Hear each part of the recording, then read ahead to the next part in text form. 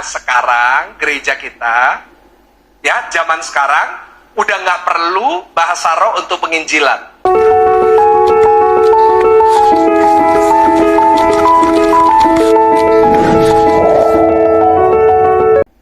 Halo semuanya, kembali berjumpa dengan saya Reli di channel yang pastinya kita akan membahas materi-materi pinggir jurang yang jarang dan takut untuk dibicarakan, enggan untuk dibahas, dan cenderung untuk dihindari.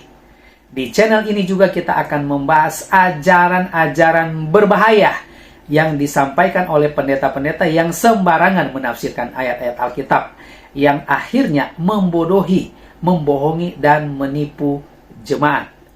No sensor, nggak pakai inisial. Pada kesempatan kali ini kita akan membahas ajaran berbahaya dari Pastor Michael Gunawan, seorang pendeta yang menggembalakan gereja 1 jam saja di Surabaya. Sebelum kita bahas lebih lanjut, mari kita simak video berikut ini. Nah, kita dapat kekuatan lewat bahasa roh, lewat nubuatan. Nah, kalau gereja mula-mula perlu 3 ini. Nah, sekarang gereja kita, ya zaman sekarang udah nggak perlu bahasa roh untuk penginjilan. Kenapa? Sudah ada Google. Misalnya nggak mau repot, bisa pakai chat GPT, benar. Udah bisa. Pastor Michael Gunawan mengatakan bahwa gereja mula-mula, yaitu murid-murid yang pada saat itu berada di kamar loteng Yerusalem, mereka itu diperlengkapi dengan 3 karunia, yaitu karunia berbahasa roh untuk penginjilan, karunia menafsirkan bahasa roh, dan karunia untuk nubuatan. Dan khusus untuk karunia bahasa roh dalam penginjilan, ini merupakan pekerjaan Roh Kudus, merupakan karya Roh Kudus untuk menyelamatkan orang-orang yang belum kenal Tuhan. Kita sepakat bahwa ini merupakan bagian pekerjaan atau karya Roh Kudus.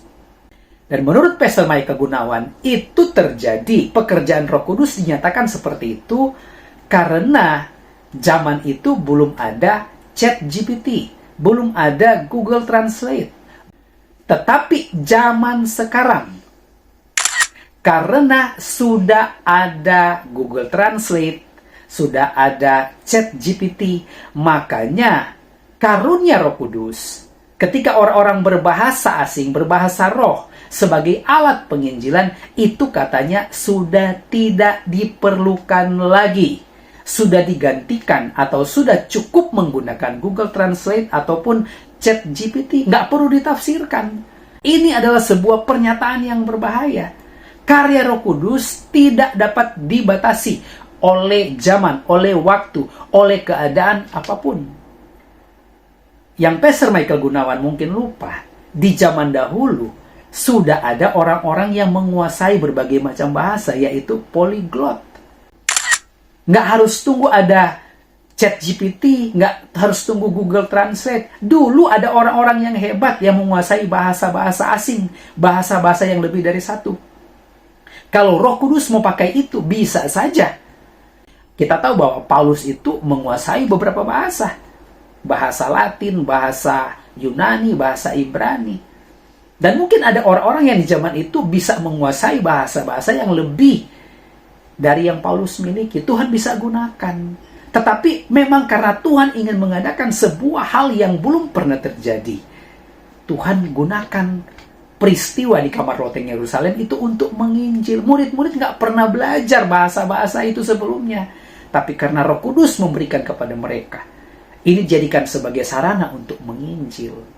Dan sekarang pun cara yang sama, sekalipun ada AI, sekalipun ada Chat GPT, Roh Kudus masih bisa melakukan hal yang sama.